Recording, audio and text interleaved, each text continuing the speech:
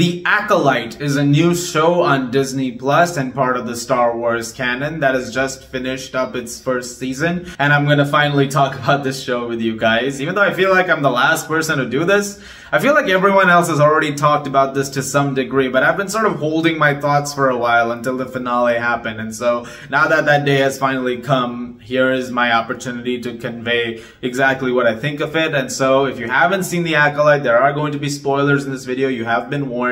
And this takes place 100 years before the events of The Phantom Menace, where the Jedi Order is rattled by a series of assassinations across the galaxy, and eventually some knights spring up into action to find the assassin before any more Jedi are killed, and hopefully unravel what is going on before any more evil plots come their way. And that's about the brief gist that the show is working with. And it's a murder mystery of sorts. It's a mystery thriller. It's something very different for a Star Wars project, which immediately had me interested because I like when franchises that have been long established try to do things which are not necessarily part of the norm. When you try to sort of take something and try to rework it in a way that it feels unique as an entry within the larger canon. That's one of the reasons I really loved Andor recently, because it doesn't necessarily try to be another Star Wars movie, show, or whatever. You know, it tries to be very much its own thing. And in that, it succeeds pretty well, and I was excited to see some of that in Acolyte as well. The show is created by Leslie Headland, who did an excellent job with Russian Doll. If you've never seen Russian Doll on Netflix, definitely go check that out. Really, really great show with Natasha Lyonne. And out the gate, I will say that one of the best things about The Acolyte is how the sequences that are directed, especially the action sequences, how visceral and well choreographed they are. There's definitely some really great stuff on display over here, especially when it comes to, you know, martial arts and wuxia references throughout. There's some really great stuff with lightsabers in here that ranks among some of the better action of the modern Star Wars era that's been going on since about 2015. I really like those sequences. There's a few standout episodes especially which made some great use of it. Episode 1 did have a very stellar opening, but episode 5 I would say was the best use of that particular aspect of it. Some really great action in there. Even in the finale tonight, there was some really great stuff, especially when it came to the fight between Saul and the stranger that's over there with the red lightsaber. I'll talk more about that stranger in a bit, but I did really like that aspect of it. Easily one of the strongest aspects of the entire show. Visually, dazzling stuff too. The acting, for the most part, I would say everybody was really good. I really liked Amandla Stenberg for a while now, especially since something like The Hate You Give. Last I saw her in something, I think it was Bodies. I thought she was very good in that too. Here she's playing a double role as May and Osha, two twin sisters who have been separated for many years because May was believed to be dead. She's the assassin who is taking out Jedi. And there's a reason for it, which of course we discover along the way, but eventually when Osha is entangled in this, she joins the other Jedi, her being an ex-Padawan anyway, and hopefully get through to her sister and solve all of these problems. And I thought that she did a really good job. I think she played both roles really nicely, both very radically different roles with characters who are very in very different headspaces, and she does a great job with it. Jung-jae, who I'm sure most people know from Squid Game right now, was really great. I would say even better as the performer. I would say he's the best performance of the entire season. He was really good, and I really liked his character as well, because it's one that is very deeply conflicted. You know something is going on in him that he's, you know, sort of dealing with, but he's also putting on this thing where it's like trying to be the best and, you know, most noble Jedi that he can. But obviously there's mistakes that haunt him and things that affect him as the show progresses. And how he's able to convey those things was really great. There's a massive ensemble cast over here from characters like Master Indara, played by Carrie-Anne Moss, who you don't get a ton of, but enough that you're able to, you know, appreciate the fact that Carrie-Anne Moss was a Jedi. Daphne Keane as Jecki, who was actually one of my favorite characters of the entire season. Loved what we got to see with her and the time that you got to spend with her. Charlie Barnett as Yord was also really good. Someone who is very everybody buy the book and buy the numbers, but eventually, you know, that starts to sort of play with the idea of how far can you really go with that? You know, it's like, forget the books, see what's really happening. And also, one real big standout, Manny Jacinto as Kimir, someone who is introduced as working with May, and eventually there's a bigger role to him, which I'll save for ways down the road for this video. Something I mentioned earlier when it comes to the Acolyte is that it deals a lot with themes and plot lines which are challenging things which have been in Star Wars before, but also expanding on the lore of those.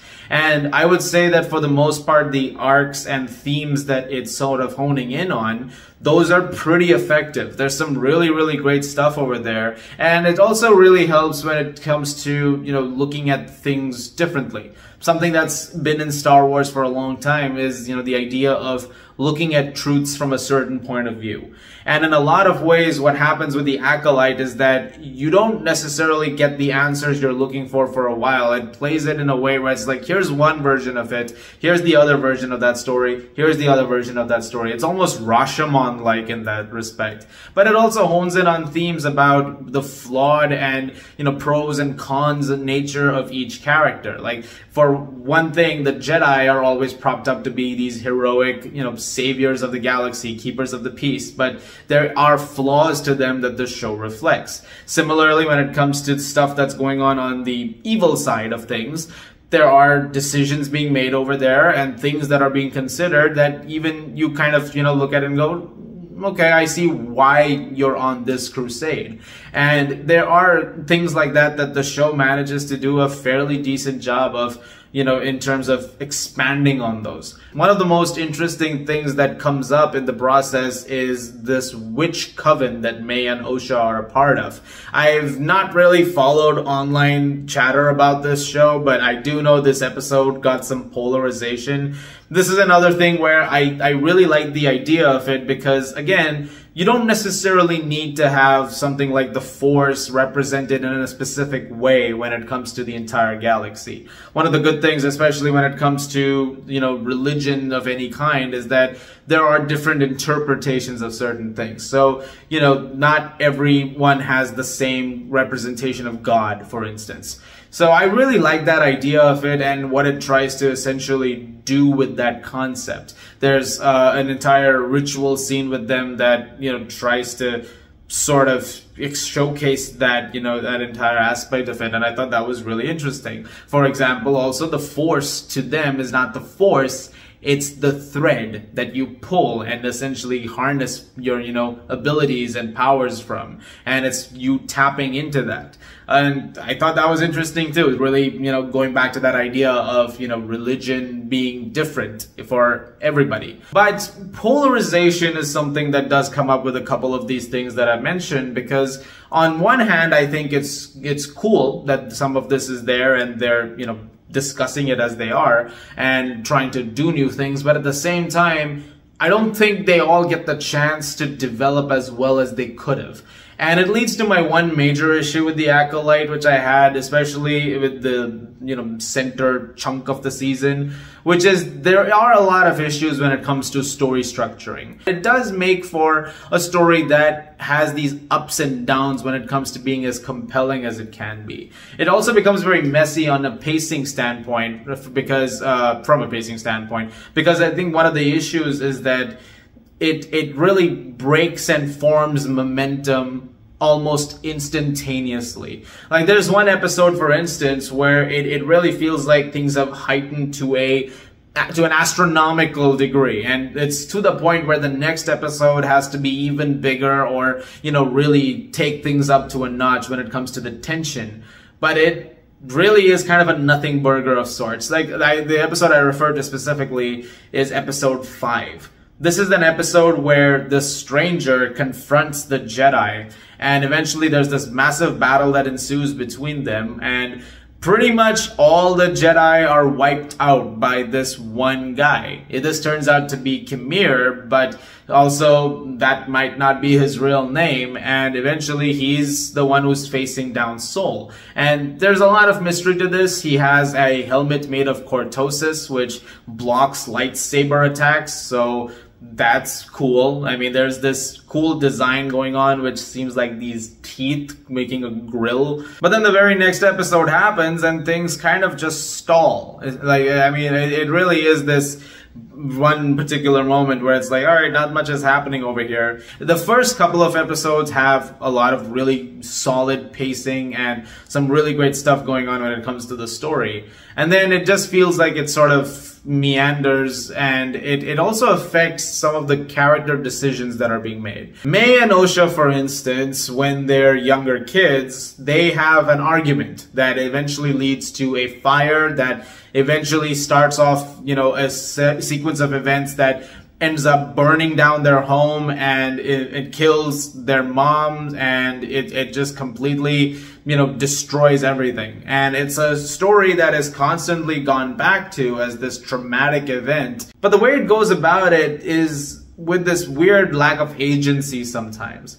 And it makes the entire mystery surrounding them the least interesting part of the show. In fact, the thing that seems to have gotten the most polarized responses, the witch coven and all the stuff that's going on with them, easily the most interesting part of the entire season to me. Like, that is way more fascinating because it's something that's new and it also tries to do things differently. Some have said that this really affects the idea of Anakin Skywalker being the chosen one because May and Osha are also immaculate force conceptions that, you know, is very similar to Anakin Skywalker. I'm not gonna comment on that yet, because I feel like there are answers to that which I'm still waiting on, especially when it comes to the finale of this season, because they discuss a few things that seem to be a little up in the air when it comes to that department. And that is something that I feel like will be probably answered in a season 2 if they do one. That is also another thing. Sometimes it brings up too many different ideas. There are too many cooks in the kitchen, and it feels like not every idea is given the chance to shine in the best ways possible.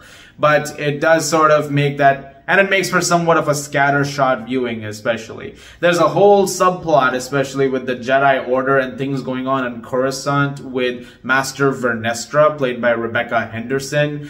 This was very undercooked to me. I didn't feel like there was much done over here, and I just didn't really get to know the character too much and sort of understand exactly where she's coming from, because you don't really get to spend that much time with her. I mean, the most that she does in this is that there's one point where there's one of those giant moths on the planet when the stranger fights the other Jedi. When she goes to investigate, one is coming for her, and she has this whip lightsaber that sort of goes off. That was interesting, but that's really it. I mean, you don't really otherwise learn too much, except that one of her students has turned to evil in the finale. That's something you learn. It's very heavily implied that it's Khmer, so that's probably what we're working with if they do make a second season, which seems to be a likely scenario, which I'll be interested in if they do something about that in the near future. And so I think you're starting to sort of see what my issues are overall with the Acolyte. I feel like there's a lot of stuff that is really good and really fun and really interesting, but there's also stuff that doesn't get developed enough. And overall, it leads to a season that is a bit scattered. That being said, like I said, it does come down to its main core themes and aspects that it wants to hone in on. And in that sense, I would say the show is mostly successful, especially when it comes to all the stuff regarding the Jedi. When Saul eventually tells you the story of what happened on Brendok, and you see the entire thing play out, especially with, you know, how many misconstrued pieces of information were being thrown around in that moment from both the witch's side and the Jedi side, and it all resulted in this cataclysm of dead bodies which no one really planned for. The entire situation is such a massive debacle, and makes sense why there's such a cover-up going on eventually after, because the Jedi Council is completely unaware of this. It just feels like a scouting mission where there was a fire, but the story that's been told is not the correct story. And eventually when Osha finds out about that, finding out that she's been lied to by Saul as long as she has, her eventual turn towards becoming, you know, part of the dark side and joining Khmer sort of comes full circle as she manages to changed the kyber crystal to red. I did like that entire aspect of it too. It's like, yeah, I kind of understand where she's coming from, although it is losing her to a thing that you didn't want to lose her to. So in that way, the show is very interesting in playing contrasts. It's just that it could have been a lot better overall, and it definitely does have its issues. But I did like the finale, and it did set up a very intriguing season 2. There's also some cameos in there, which I did not expect to see. I believe this shadowy figure over here is Darth Plagueis the Wise. That's what the internet is telling me. I guess it is, which that's pretty crazy. That Plagueis is in live action. You know Plagueis, right? Have you ever heard the tragedy of Darth Plagueis the Wise? The final shot of the season is Yoda and the back of Yoda's head. So I guess Yoda is going to be in the next season if they do one. All of this is such an if. They might do a season 2. They might not. It's not been renewed as of right now. So there's no idea whether or not it's happening, but it would be interesting to see it. And I think that there are some mistakes that are made in here that could be improved upon in the next episode. It's just interesting that the main hook of this, which is these two sisters and one of them being an assassin, is the least interesting thing about it. It's just fascinating how that happens sometimes. And it also, actually all the interesting stuff is the background stuff, like, you know, the flaws of the Jedi, the witch coven, the, you know, rise of this the more, you know, new evil under Khmer.